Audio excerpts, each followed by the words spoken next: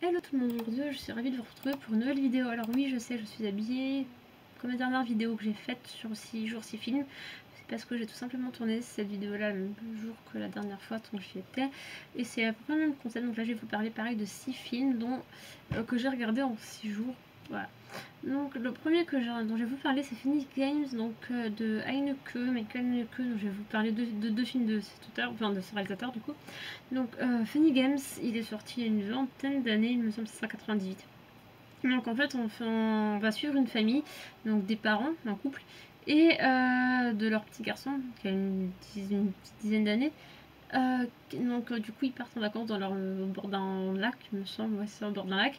Et du coup en fait il y a deux jeunes hommes qui viennent, je sais pas, ils ont 20-25 ans, enfin après, j'arrive pas à mettre de net à jour. Qui vont venir et leur dire est-ce que vous avez des œufs, tout ça, et plus ça va, plus il faut s'introduire dans cette famille, et de manière très glauque, de manière assez glauque, et ça va tourner au drame, voilà, c'est rien, le titre n'a rien, strictement rien de drôle, et j'aime beaucoup, ce que j'ai beaucoup aimé dans ce film, c'est l'emprise que les deux jeunes hommes ont de manière très malsaine, parce que voilà, c'est Funny Games, je trouve ça très bien trouvé comme titre, parce que c'est très paradoxal par rapport à ce qui se passe dans le film, et du coup, j'ai beaucoup aimé l'atmosphère très glauque, très angoissante. Surtout le plan séquence, sans vous spoiler, il y a un plan séquence qui est vraiment très sordide dans le film. Et franchement, ce film est... Moi j'ai beaucoup aimé. Voilà. Mais, ensuite, on va passer au deuxième film dont je voulais vous parler de Michael Haneke. C'est Amour, qui a eu la Palme d'Or en 2012, si je ne me trompe pas. Donc avec Jean-Louis Trintignant, Emmanuel Riva et Isabelle Huppert. Et alors ce film, en fait, on va suivre donc Jean-Louis Trintignant et le personnage joué par Jean-Louis Trintignant et le personnage joué par Emmanuel Rivas. Donc c'est un couple d'anciens, ils étaient enseignants de musique, donc professeurs de musique, et ils sont tous les deux à la retraite. Et elle tombe malade. Donc lui, ça va être toute l'histoire que lui va s'occuper d'elle, etc. Et jusqu'à, voilà, je vais pas vous dire ce qui se passe à la fin, si vous l'avez vu tant mieux, vous savez ce qui se passe, si vous l'avez pas vu comme ça, je vous laisse la surprise, je vais pas vous spoiler. Mais alors autant, j'adore Michael Haneke comme réalisateur, j'aime beaucoup ses films, la plupart du temps j'aime beaucoup ce qu'il présente, etc. Mais là, honnêtement, j'ai pas du tout accroché parce que son autre Palme d'Or qu'il avait eu, Ruban Blanc, ce film, mais il est d'une angoisse folle. J'adore ce film, il est prenant, il pose tellement de questions, etc. Mais là, je trouve ça très ennuyeux pour la même fin. Oui, même si c'est pas pour la même raison, mais pour la même fin, j'avais préféré Million Dollar Baby, clairement. Donc voilà, ça se termine pareil que ce film-là, même si c'est pas le même contexte, etc. Mais ça se termine pareil. Et voilà. Bref, c'est un ennui très profond à mes yeux. Voilà, non pas que ça n'enlève rien à la qualité du film, mais ce film pour mettre son ennui. Ensuite, Planetarium qui est sorti en 2012.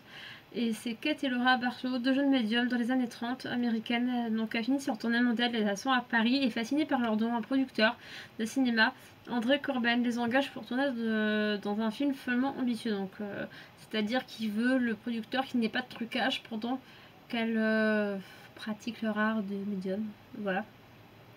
Et du coup, on va suivre toutes leurs péripéties et tout ça. Tout ce qui va se passer avec on voit l'approche quand même de la Seconde Guerre mondiale, puisque voilà, ça se termine pendant la Seconde Guerre mondiale du coup. Et j'ai beaucoup aimé, oui, j'ai trouvé ça assez poétique comme film, peut-être un peu lent dans le sens péjoratif du terme, parce que j'aime bien les films lents, mais même s'il y a un film lent, oui, il peut se passer plein de choses à l'intérieur du film, même s'il est lent. Là, des fois, ça traînait un peu en longueur. Voilà, pour dire ça comme ça. Ensuite, je vais vous parler de The Immigrant, donc qui est sorti en 2013 déjà. Ouais. Donc il y a pas mal d'années déjà, 7 ans, avec Marion Cotillard et Joaquin Phoenix notamment.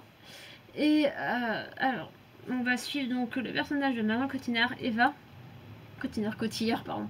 De Marion Cotillard, Eva et sa sœur Magda qui quittent la Pologne pour arriver donc, aux États-Unis, pour immigrer aux États-Unis. Donc elles arrivent donc à Ellis Island, donc la devrait s'étude de la liberté, tout ça. Et du coup, Magda, donc la sœur du personnage de Marion Cotillard, est atteinte de tuberculose, donc elle doit rester en quarantaine à Ellis Island. Ensuite, donc du coup, Eva se retrouve toute seule dans New York, une ville qu'elle connaît pas, à essayer de retrouver sa tante et son oncle qui sont censés les récupérer à Ellis Island à l'arrivée du plateau, mais ils ne sont pas là. Finalement, elle tombe sur un producteur de... Enfin, c'est pas vraiment un producteur de théâtre, un pseudo-producteur de théâtre, metteur en scène, donc joué par Joaquin Phoenix, qui l'embauche pour jouer dans son théâtre. Donc de là, il va lui arriver plein de choses, etc. Voilà, et alors... Que dire de ce film? Bon, déjà, Marion Cotillard, j'ai du mal. Bref, je vais pas m'étendre sur le sujet, mais bon, peu importe, elle était dans le film. Très bien, je m'en fiche. Mais ce que je veux dire, c'est que ce film, j'ai bien aimé le côté sombre du film.